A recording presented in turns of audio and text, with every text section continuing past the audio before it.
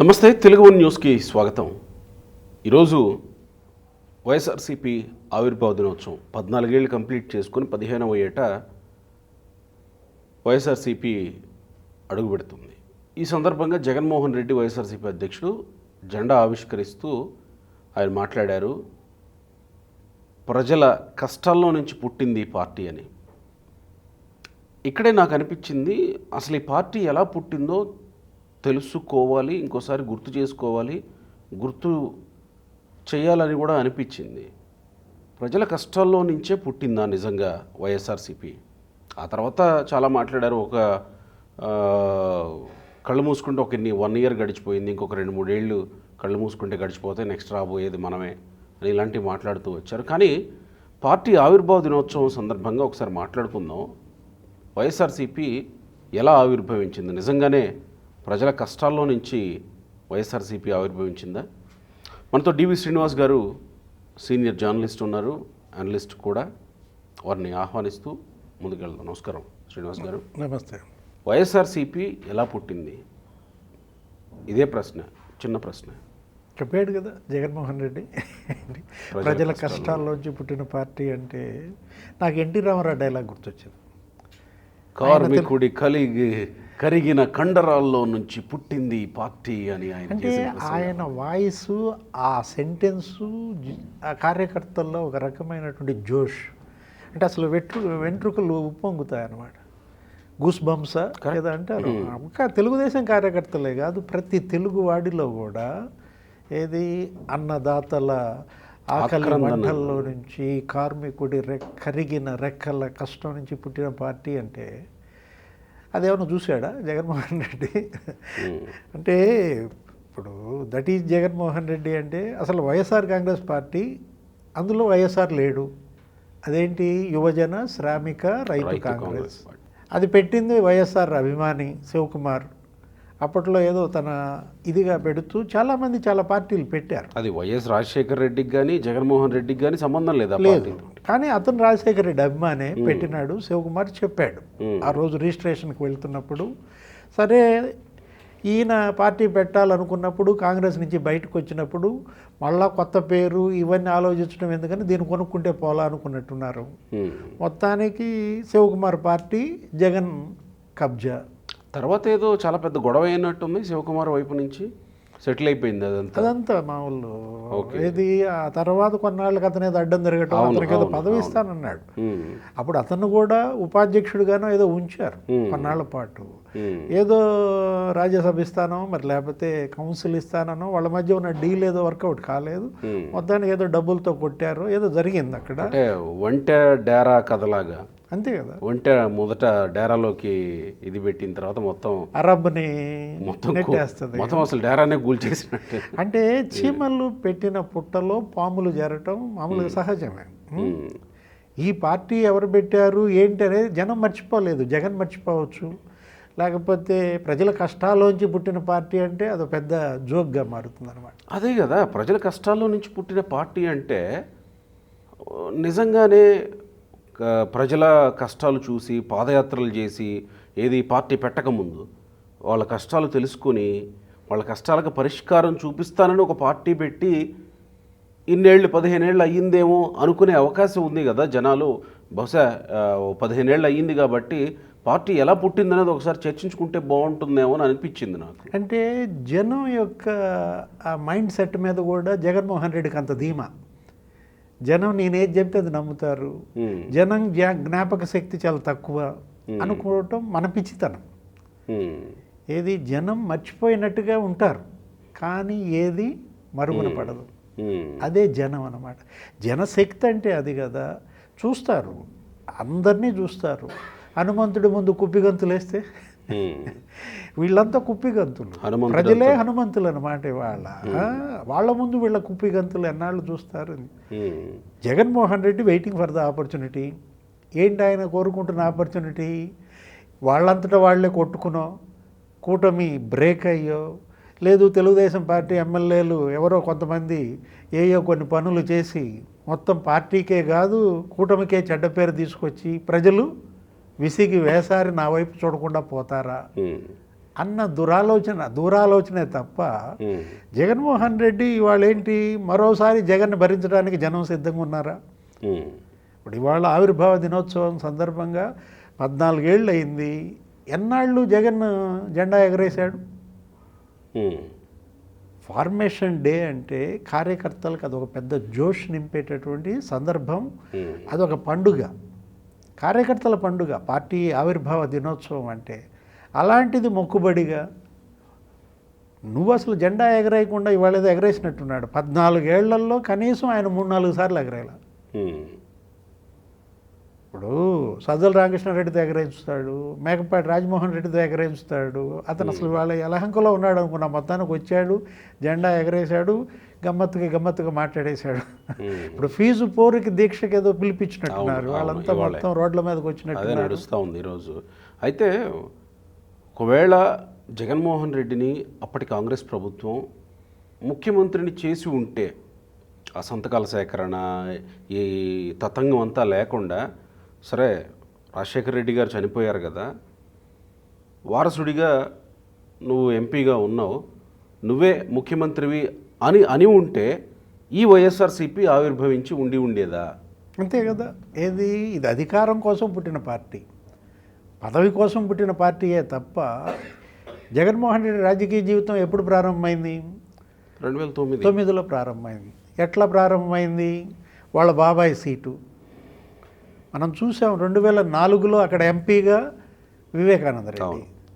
అప్పుడేంటి, ఆయన్ని బెదిరించడం, ఆయన ఏదో మ్యాన్ హ్యాండ్లింగ్ చేయటం. మొన్న కూడా సునీత్ కూడా చెప్పినట్టున్నారు ఏదో ఛానల్లో కూడా, వివేకానంద రెడ్డి కూతురు. అతను అప్పటినే రాజీనామా ఇచ్చేసి స్పీకర్కి వెనక్కి తిరిగి రావటం. హర్షకుమార్ కూడా మాట్లాడాడు కదా, సోనియా గాంధీ వెనక్కి పిలిపించటం, రాజశేఖర్ నీ కొడుకును అదుపులో పెట్టుకోమని అప్పట్లోనే సోనియా వార్నింగ్ ఇచ్చిందని. అట్లా 2009లో మొత్తానికి బీఫామ్ తెచ్చుకున్నాడు, గెలిచాడు. గెలిచిన తర్వాత పోనీ అది కంటిన్యూ అయ్యాడా? ఏం జరిగింది? 1.5 సంవత్సరంలో రాజీనామా. ఇక్కడ రాజశేఖర్ మీ కొడుకుని అదుపులో పెట్టుకో అన్న సోనియా గాంధీ 2009లో బీఫామ్ ఎట్లా ఇచ్చింది అనే డౌట్ కూడా వస్తుంది కదా. అంటే అప్పటికే రాజశేఖర రెడ్డి ముఖ్యమంత్రి. అంతే కదా. ఇప్పుడు ఏది రాజశేఖర రెడ్డి 5 years పీరియడ్లో సోనియా గాంధీ పైన అంత ముద్రేశారు. ఆయన ఇవాళ కాంగ్రెస్సే వైఎస్ఏ కాంగ్రెస్ అన్నట్టుగా ఆ రోజు ఉమ్మడి ఆంధ్రప్రదేశ్లో మరి అవును అటు తెలంగాణ ఉద్యమానికి ఆయనే బీజం వేశాడు, చిన్నారెడ్డిని పంపించి. ఈ వేర్పాటు ఉద్యమాలన్నీ కూడా మళ్ళీ ఇప్పుడు సరే అది వేరే చర్చలేండి, రెచ్చగొట్టాడు కదా. ఆ రోజు నంద్యాలలో మాట్లాడుతూ కర్నూలులో ఏమన్నాడు, తెలంగాణ పోవాలంటే పాస్పోర్ట్లు కావాలని అన్నాడు. మొత్తానికి ఒడ్డున పడ్డాడు. ఆ రోజు మొత్తం టికెట్లన్నీ ఇప్పించింది రాజశేఖర్ రెడ్డి. సోనియా గాంధీ ఆయన ఎక్కడ సంతకం పెట్టమంటే అక్కడ పెట్టిన పరిస్థితుల్లో వీళ్ళందరినీ సెలెక్టివ్గా తీసుకున్నాడు. ఇప్పుడు దగ్గుపాటి పురంధేశ్వర్ కావచ్చు, లేకపోతే లగడపాటి రాజగోపాల్ కావచ్చు, వీళ్ళంతా తను చెప్పిన ప్రకారమే వచ్చిన దీంట్లో కొడుకు ఇప్పించుకున్నాడు టికెట్. గెలిచిన తర్వాత అంటే తండ్రి కొడుకుల మధ్య ఉన్న వైరుధ్యం, వ్యత్యాసం. కాంగ్రెస్ని భుజాన మోసాడు రాజశేఖర్ రెడ్డి, ఫైట్ చేశాడు, జీవితాంతం తను కోరుకున్నది పొందాడు. చివరిలో అతనిలో ఫైటింగ్ స్పిరిట్ అది. జగన్మోహన్ రెడ్డి ఏంటి, తనకు కావాల్సింది ఇవ్వలేదని చెప్పి ఆ చెట్టు కొమ్మనే నరికేశాడు. మొదలు నరికేసిన పరిస్థితి కాంగ్రెస్ పార్టీని ఒక టైంలో. ఇప్పుడు ఏదో తెలంగాణలో బతికింది రేవంత్ రెడ్డి పుణ్యం అని చెప్పి, అక్కడికి ఆంధ్రప్రదేశ్లో సమీప భవిష్యత్తులో అది మళ్ళీ కోలుకుంటుందనేది లేదు. ఇప్పుడు షర్మిల వచ్చి కాడి కింద పడి వేసుకున్నా కానీ వాళ్ళ కాంగ్రెస్ ఎక్కడుంది? ఇలాంటి పరిస్థితుల్లో అధికారం కోసం జగన్మోహన్ రెడ్డి దేనికైనా అర్రులు దాస్తాడు అనేది పార్టీ ఆవిర్భావమే మీరు అన్నట్టు ఒక ఉదాహరణ. 1.5 yearలో ఎంపీ పదవికి రాజీనామా చేశాడు. వాళ్ళమ్మ తను కంటెస్ట్ చేశారు, ఇద్దరు గెలిచారు. ఏది పోనీ అప్పుడున్న పార్లమెంట్లో సరైన వాడిని వినిపించాడా? వైసీపీ ఎంపీగా ఇతని వాయిస్ ఏముంది అక్కడ? చివరి 3 ఏళ్ళు లోక్సభలో ఆ ప్లే కార్డ్స్ ఏవో పట్టుకుని రాష్ట్ర విభజనప్పుడు కూడా సోనియా చూసిందని వెనక్కి వెళ్ళాడంట. అప్పట్లో అది ఒక పెద్ద ఇది వార్త. సోనియా సీరియస్గా చూశారు అనగానే అతను ప్లే కార్డు సమైక్యాంధ్రాన్ని పెట్టుకున్నది వెనక్కి దాచేసుకున్న పరిస్థితి. సోనియా గాంధీనే ఎదిరించిన మొనగాడని కదా ప్రొజెక్షన్స్ నడిచాయి. సోనియా గాంధీ ఆ రోజు షర్మిల, విజయమ్మ వీళ్ళంతా సోనియా గాంధీ దగ్గరికి వెళితే వాళ్ళతో మాట్లాడి ఏదో సాయం అంటే జగన్ ముఖ్యమంత్రిని చేయమని ఏదో సినిమా కూడా వచ్చింది, సినిమాలో కూడా చూపించారు. సోనియా గాంధీ జగన్ ముఖ్యమంత్రిని చేయడానికి ఒప్పుకోకపోతే అక్కడే సోనియా గాంధీని ఎదిరించి వచ్చినట్టుగా చూపించారు కదా. మరి సోనియా గాంధీని చూసి దాక్కోవటం ఏంటి? ఎదిరించటము, వాళ్ళు వెళ్ళి కలిసినప్పుడు ఏం మాట్లాడారు ఏంటి అనేది మన షర్మిల కూడా బయటపెట్టింది. అనిల్ పైన ఆరోపణలు వచ్చిన నేపథ్యంలో అసలు అక్కడ ఉన్నది భారతి మేడం. వదిన అడగమంది ఆ రోజు డిస్కషన్ ఏం జరిగింది అనేది కూడా. సోనియా, విజయమ్మ, షర్మిల, భారతి సమక్షంలో మాట్లాడిన మాటలు. అంటే ఇతను అందితే జుట్టు, అందకపోతే కాళ్ళు. సోనియా గాంధీ పైన మరి స్టివార్ట్ అన్నాడు. అక్కడెక్కడో ఒక రెస్టారెంట్లో స్టివార్ట్గా పనిచేసే ఆల్బర్ట్ ఎడ్వినో ఏంటి ఆమె పాత పేరు తీసి సోనియా గాంధీది పెద్ద పుంఖాలుగా రాసి యువరాజు భారతదేశానికి, అతని చుట్టూతో ఈ సెక్యూరిటీ ఉండేసరికి అతన్ని ఏదో ఆమె బుట్టలో పడేసిందని సోనియా మీద వీళ్ళు రాసిన ఇవన్నీ చూసి అదే జైల్లో నుంచి బెయిల్కి రావటం కోసం మళ్ళీ ఏం చేశారు, సోనియా గాంధీ దగ్గరికి వెళ్ళి కాళ్ళు పట్టుకున్నారని. అవును, ప్రచారం జరిగింది. ప్రణబ్ ముఖర్జీ ద్వారా అప్పట్లో రాష్ట్రపతి అభ్యర్థికి మీకు మద్దతు ఇచ్చామని. అంటే వీళ్ళు రాజశేఖర్ రెడ్డికిను కొడుకు జగన్మోహన్ రెడ్డికి ఉన్న తేడా. తర్వాత పార్టీ ఆవిర్భావంలో ఇక్కడ ప్రజల కష్టంలో నుంచి వచ్చిందని చెప్పడానికి వైఎస్ఆర్సీపీ ఎట్లా చెప్పగలుగుతుంది అనేది నా ప్రశ్న. ప్రజలకు జరిగిందంతా ఇది. వైఎస్ రాజశేఖర రెడ్డి గారు చనిపోయారు, తర్వాత జగన్ ముఖ్యమంత్రిని చేయలేదు కాంగ్రెస్ పార్టీ. ఓదార్పు యాత్రలు చేస్తుంటే వద్దు అన్నారు అనేది వాళ్ళు చెప్పుకుంటున్నది. సో ఆ మాట వినకుండా ఓదార్పు యాత్రలు చేశారు. తర్వాత ముఖ్యమంత్రిని చేయలేదు కాబట్టి ఒక పార్టీగా వీళ్ళందరి కోసం, వైఎస్ రాజశేఖర రెడ్డి అభిమానుల కోసం ఒక పార్టీగా వస్తున్నామని చెప్పి కదా వచ్చారు వీళ్ళు. అంటే కష్టాలంటే ఏవి? ప్రజల కష్టాలంటే జగన్మోహన్ రెడ్డి కష్టాలా? ఇప్పుడు శ్రీశ్రీకిను దేవులపల్లి కృష్ణశాస్త్రికి పోలుస్తూ ప్రపంచం బాధ నా బాధ అని జనం బాధ శ్రీశ్రీ బాధ, కృష్ణశాస్త్రి బాధ జనం బాధ అని వాళ్ళిద్దరి మధ్య కంపారిజన్లో ఏంటి జగన్మోహన్ రెడ్డి కష్టంలో నుంచి వచ్చిన పార్టీ అన్నమాట. అది కూడా కాదు, కష్టం శివకుమార్ ఆ మాటకు వస్తే. అవును కదా, నీ కష్టం కాదు. పార్టీ టెక్నికల్గా చూసినప్పుడు అదే కదా. ఇప్పుడు దాని రిజిస్ట్రేషన్ కోసం ఢిల్లీ వెళ్ళింది అతను, డిపాజిట్ కట్టింది అతను, ఈసీ దగ్గర గుర్తింపు కోసం పెట్టుకున్నది అతను. మొత్తానికి ఏదో సెటిల్ చేసుకున్నారు, తెచ్చుకున్నారు. ఇవాళ వైఎస్ఆర్ కాంగ్రెస్ పార్టీ ఎలా పెట్టారు, ఏం పెట్టారు అనేది కాదు. ఇప్పుడు నువ్వు ఏం చేస్తున్నావు? ప్రజలు నీకు ఒక అవకాశం ఇచ్చారు, ముఖ్యమంత్రిని చేశారు, 151 సీట్లతో గెలిపించారు. ప్రజలతో తప్పు లేదు కదా, కానీ నువ్వు నిలబెట్టుకోలేకపోయావు. తప్పెవరిది? నీది. ఆ రోజు నువ్వేమని చెప్పావు? మా నాన్న ఫోటో మీ అందరి ఇళ్లల్లో ఉంది, మా నాన్న ఫోటో పక్కన నా ఫోటో కూడా ఉండేలాగా పరిపాలన చేస్తానన్నావు. ఏం జరిగింది? నీ పరిపాలన వల్ల నీ ఫోటో అక్కడ ఉండటం కాదు, ఆయన ఫోటోనే బయటేసే పరిస్థితి. అందరికీ దూరం అయ్యాడు కదా. అసలు ఎస్సీ ఎస్టీ ఓట్ బ్యాంక్ కదా. అటు కాంగ్రెస్ పార్టీకైనా ఓట్ బ్యాంక్ అదే. కాంగ్రెస్ పార్టీ ఓట్ బ్యాంక్ని ఇతను కబ్జా చేశాడు. 40% కాంగ్రెస్ పార్టీ ఓట్ బ్యాంక్ ఉంటే 38% ఇతను తెచ్చుకోగలిగాడు. 2%కి దాన్ని పరిమితం చేశారు. ఆ ఎస్సీ ఎస్టీ ముస్లిం ఓట్ బ్యాంక్ వాళ్ళని ఎంత హింస పెట్టాడు 5 ఏళ్లలో.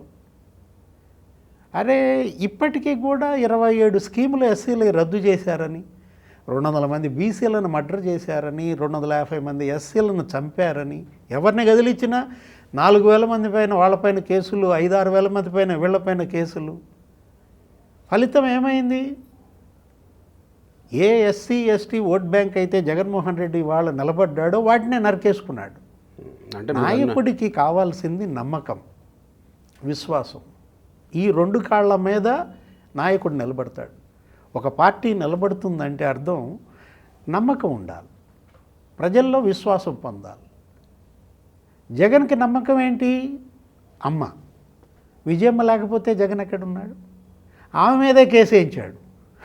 ఎన్సిఎల్టీలో. నడుస్తుంది. జగన్కు విశ్వాసం ఎవరిపైన చూపించాలి? చెల్లిపైన చూపించాలి. నీకోసం పాదయాత్ర చేసింది షర్మిల, నువ్వు జైల్లో ఉన్నావు. ఏం జరిగింది ఆ రోజు? జైల్లోకి వెళ్ళి ములాఖాత్ అయ్యేవాళ్ళు, బయటకు వచ్చి పాదయాత్రలో షర్మిలతో పాటు నడిచేవాళ్ళు. ఇలా బతికిన పార్టీ కదా. అటు నమ్మకం, విజయమ్మని గౌరవాధ్యక్షురాలుగా తీసి పారేశాడు, ఆమెపైనే కేసు వేశాడు. ఇటు విశ్వాసం చూపాల్సిన చెల్లిని రోడ్డుకి ఇచ్చాడు. మొన్న మనం చూసాం కదా, ఎన్సిఎల్టీలో జగన్ తల్లి మీద ఏం లేఖ రాశాడో, షర్మిల మీద ఏం లేఖ రాశాడో. తల్లిని అడ్డం పెట్టుకుని చెల్లి మోసం చేసిందన్నాడు. మోసం చేసింది షర్మిల, జగన్. చెల్లి అత్యాశకి తల్లి బలిపసిపోయిందన్నాడు. తల్లిని బలిపశువు చేసింది నువ్వా జగన్? షర్మిల. జగన్ షర్మిల. అత్యాశ ఎవరిది? షర్మిలదా జగన్మోహన్ రెడ్డిదా? ఈరోజు వైఎస్ కుటుంబం, రాజశేఖర్ రెడ్డి అతను పాదయాత్ర చేశాడు, అతని పరిపాలనలో ఏదో ఒక 5-6 సంక్షేమ పథకాలు బాగా పెట్టగలిగాడు, ప్రజల్లోకి అవి బలంగా వెళ్ళాయి. ఆరోగ్యశ్రీ అనో, ఫీజు రీయింబర్స్మెంట్ అనో, వాటిని నువ్వు నిలబెట్టావా? పోనీ ఇప్పుడు తండ్రి ఫోటో పెట్టావు, నవరత్నాలతో లోగో మనం చూసాం. తర్వాత ఏం చేశాడు? 2 ఏళ్ళు కాగానే ముఖ్యమంత్రిగా తండ్రి ఫోటో పక్కన తన ఫోటో కూడా కలిపి పెట్టాడు, ఓవర్లాప్. సరే, జనం ఓకే అనుకున్నారు. చివరి సంవత్సరానికి వచ్చేసరికి రాజశేఖర రెడ్డి ఫోటో మాయమైపోయింది, జగన్ ఫోటో చుట్టూతో నవరత్నాలు. వాళ్ళ ఛానల్లో కూడా రాజశేఖర రెడ్డి బొమ్మ ఉంటుంది, పైన పూలు జల్లుతూ ఉండేవాళ్ళు. అది ఎత్తిపారేశారు. ఈ మధ్యకాలంలో మళ్ళీ నడుస్తుంది అది. ఏది ఓడిపోయిన తర్వాత? ఓడిపోయిన తర్వాత మళ్ళీ నడుస్తుంది. జనం పిచ్చోళ్ళు కాదు కదా. ఇప్పుడు మీరు అన్నట్టే ప్రజల కష్టాల్లోంచి పుట్టిన పార్టీ అంటే విజయమ్మ పరిస్థితి ఏంటి, షర్మిల పరిస్థితి ఏంటి? ఆ రోజు నీ పక్కన తల్లిని చూసి ఓటేశారు, కన్నీళ్లు పెట్టుకుంది. తన భర్తను చంపేశారని చెప్పింది. హెలికాప్టర్ ప్రమాదం నిజంగా అది ప్రమాదమా, హత్య? రాజశేఖర్ రెడ్డి ఆ రోజు పావురాల గుట్టలో హెలికాప్టర్ ప్రమాదంలో దుర్మరణం పాలైతే ఏమని అన్నారు? సోనియా చంపించిందన్నారు, రిలయన్స్ హస్తం ఉందన్నారు. ముఖ్యమంత్రి కాగానే పరిమళ నత్వానికి రాజ్యసభ ఇచ్చాడు. షర్మిల వెళ్ళి సోనియా పార్టీలో చేరింది. రిలయన్స్ అంబానీ వచ్చి ఇంటికి వచ్చి భోజనం చేస్తాడు. భార్యాభర్తలు ఇద్దరు బట్టలు పెట్టారు. ఎవరు? భారతి మేడం కానీ జగన్మోహన్ రెడ్డి కానీ వాళ్ళ పెళ్ళిళ్ళకి, కొడుకు పెళ్ళిళ్ళకి వెళ్తారు. రిలయన్స్ బంకులని ఎందుకు తగలబెట్టించారు? ఆ రోజు మనం చూసాం, రిలయన్స్ మాల్స్ అన్ని తగలబెట్టించారు. మన జర్నలిస్టులు జైలు పాలయ్యారు దానివల్ల. వెంకటకృష్ణ గారు కూడా జైలుకి వెళ్ళాల్సి వచ్చింది అక్కడ. అంటే జగన్మోహన్ రెడ్డి ఇవాళ ఆడిన డ్రామాలన్నీ ప్రజల కళ్ళ ముందు తెరలుగా కదులుతున్నాయి. అంటే వైఎస్ఆర్సీపీలో మీరు అన్నట్టు వైఎస్ఆర్సీపీలో వైఎస్ఆర్ లేడు, విజయమ్మ లేదు, షర్మిల లేదు, చెల్లి లేదు. తర్వాత సరే పోనీ టెక్నికల్గా దాన్ని చూసినప్పుడు యువజన శ్రామిక రైతు అన్నారు, యువజనులు లేరు. గత ప్రభుత్వంలో పరిస్థితి ఏమైంది?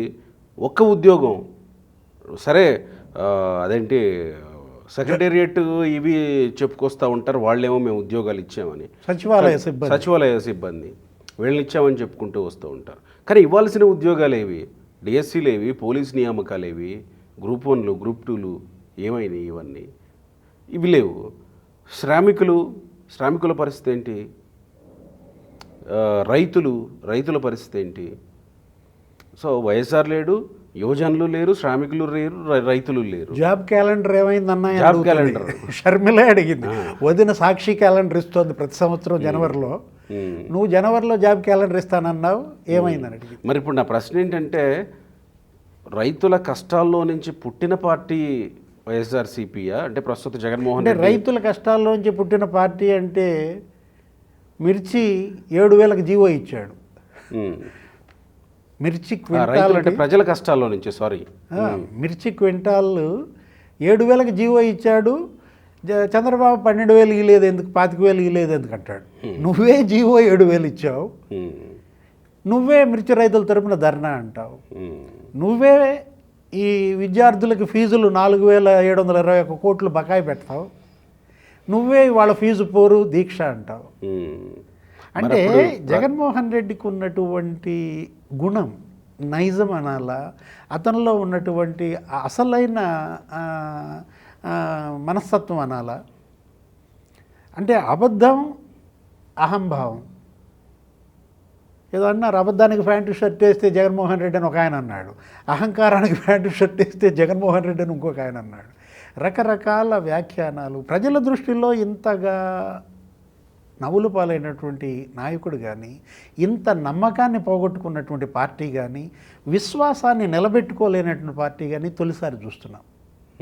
అంటే ప్రజల కష్టాల్లో నుంచి పుట్టిన పార్టీయా లేదా అనేది పక్కన పెడితే, ప్రజలను కష్టాల్లోకి నెట్టిన పార్టీగా ముద్ర వేసుకున్నారు. బాగా చెప్పారు. ఒక సింగిల్ సెంటెన్స్లో నాకన్నా నువ్వే బాగా చెప్పావు. అది ప్రజలని కష్టాల్లోకి నెట్టిన పార్టీగా ఇవాళ రైతులు వాళ్ళ ధాన్యం బకాయిలు 1650 కోట్లు పెరబెట్టాడు. మరి ఇది రైతు కాంగ్రెసా? చెప్పుకోగలరా?